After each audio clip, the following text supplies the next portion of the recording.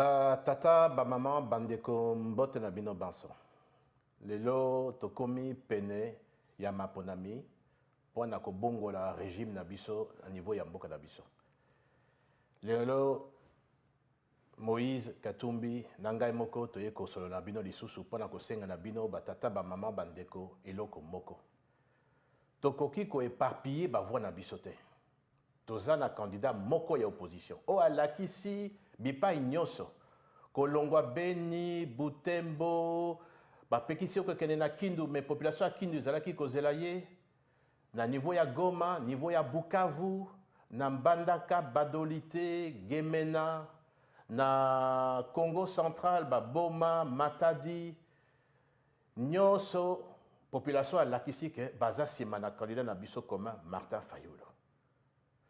Ezali na bosani pe bandeko na biso ya côté ya Kikwit na Bandodoville, Idiofa, Kenge, Kungu, mobilisation ezalaki makasi bipai nyonso, Congo mobimba, nord, sud, est, ouest.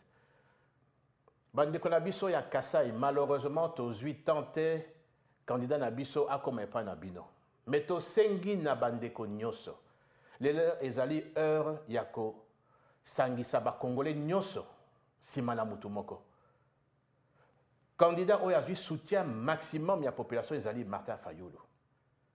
Toza kaka na chance moko pato bimisa bato ba baby simboka balobelaki biso nini 5 chantiers ezali wapi.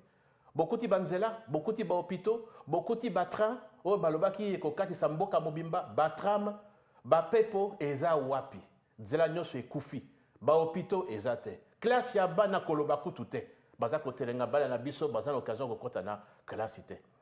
Ya ontina nini bandeko na ngai, ba tata ba maman naza kosenga bino lisusu pwana avenir na bana na biso. Pwana bolamu ya mboka na biso. Candidat azakaka moko. Nord, sud, est, ouest, biso tout. Tosanga na simana Martin Fayulu.